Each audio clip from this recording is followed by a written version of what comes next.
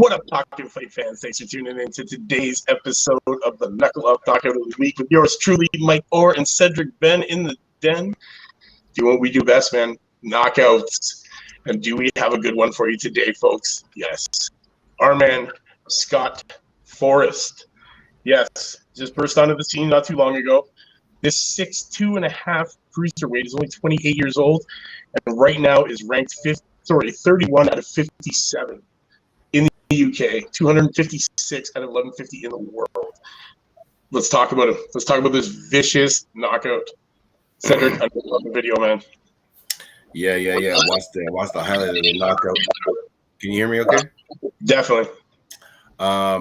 He has very fast hands for a cruiserweight. Usually the heavier guys, they're in between the super heavyweights and light heavyweight.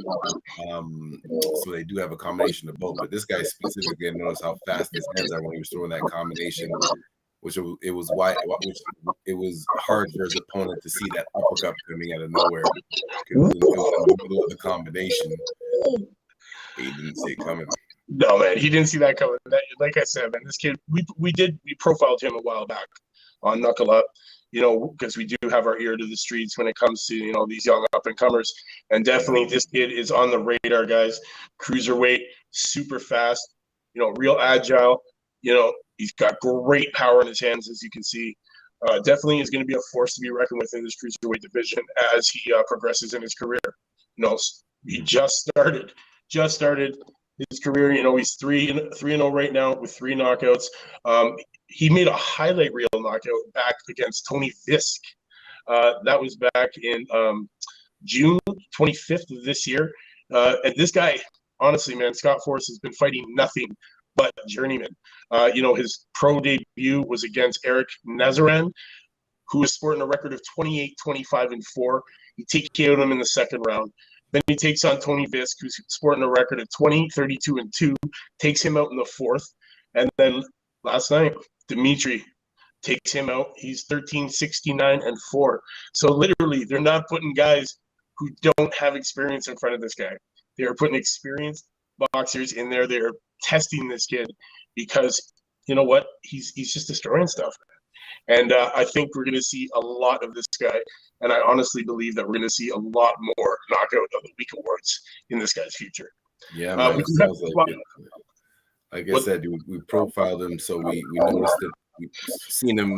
We knew he had potential to do this already, and now he's already has the Knockout of the Week. And I mentioned how fast his hands are, so I can imagine he'll have a few more of these awards. Definitely. Well, let's look at it, man. Start clicking the slides. We'll let you know when to stop. Well, the opponent knows the opponent knows they're in trouble by their body reaction. He thought that it was over. I love the last attempt really to save himself was just throwing a random shot out there. But as you look, Scott Forrest is on this guy quick. Dazes him a little bit, pushes off, creates that gap, comes through into the body. Gets him keeled over. Now he's just feeding him now. Comes out with another jab, sets up with that big right, as you can see, as he's coming along. And then this is really the beginning of the end right here. This is where went a little quick. It was the end. Yeah, that's what I mean about his fast hands. Oh, bro, look at that shot. That was the uppercut. Right there. Pause that right there. You just had it. For you guys, so you can see how fast that was. See there? Right there. That's the uppercut right there. And the thing is, that goes to show how fast his hands are because his opponent actually went to block it. He used his right hand. If you can bring it back one more time, let me break that slide down. Definitely. When the uppercut is landed right there, the guy on the left, his opponent, he actually had his right hand up ready, trying to block it, but it came before he got the chance to block it, and that was the effects of it. Just dropped it, was sat down like as if there was a chair there for him to sit down. Dropped him like that. Yeah, honestly, what a great performance by Scott Forrest. This guy definitely. He's got some heavy hands, man. He's a heavy hitter. We're looking at a really good future with this kid. He's definitely going to be in the headlines for some time, man. With if he keeps devastating people like this, like his knockout of Tony Visk back in June of 25th was just as devastating, if not more devastating, than this week's knockout as well. Like he's just doing the same thing, man. He's just making these guys pay. And honestly, we love watching guys like this. Definitely can't wait to follow this guy's career, man. He's still wet behind the ears, man. Only debuted February the 26th of this year. So he hasn't even been a year in the game yet, guys. And he's already putting people out like this. I think, a couple more months, we might see this guy on the main cards finally. If he keeps putting up performances like this, definitely he'll be in the main cards before the end of the year. Yeah, it's 3-0 right now. I think he probably has to get up to like 10-0 before they put him on the main card, but I definitely see him there. I could definitely see him there. I just wanted to touch base a little bit on the Frazier Clarke fight. Definitely a disappointment. The card was kind of slow. Matchmaking. I don't know if the matchmaking was on point for that one. I was on Last Bell Boxing talking about that yesterday, about the lackluster card that was put together. I felt Frazier Clarke didn't get justice. He got an opponent that shouldn't be in the ring with this guy. Clarke came through with the big KO, but honestly, the guy just quit. He didn't want to feel the hands anymore. You could tell. Frazier Clarke's another guy. He's 31. And time is not with him. Time's against him. He's another one of these guys that's, up and coming, 3 fights under his belt, 3 KOs. But here you go. He's 31 years old. So he needs to get better competition in front of him.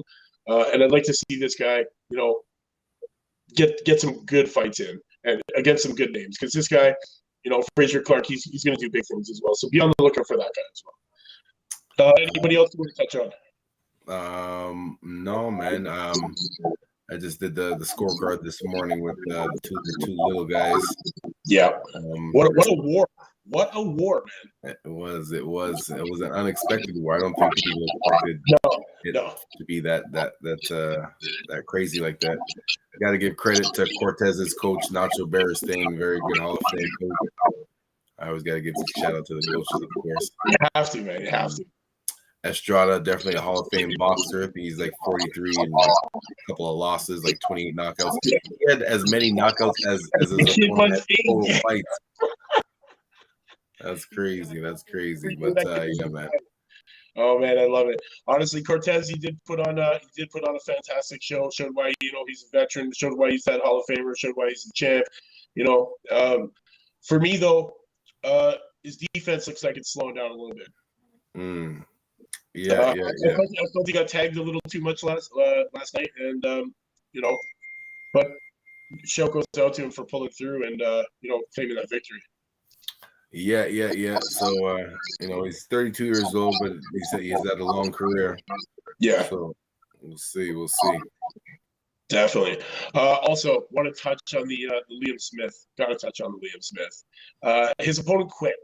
His opponent quit on him in the match. Wasn't touched. Dropped to his knee. Liam Smith gave him a few shots as he was dropping. The corner kind of tried to say some words about it, but honestly, the man quit. What happened? How? I didn't see it. Give me a description. So what happened was Smith is Smith. Apparently they sparred. He quit in sparring.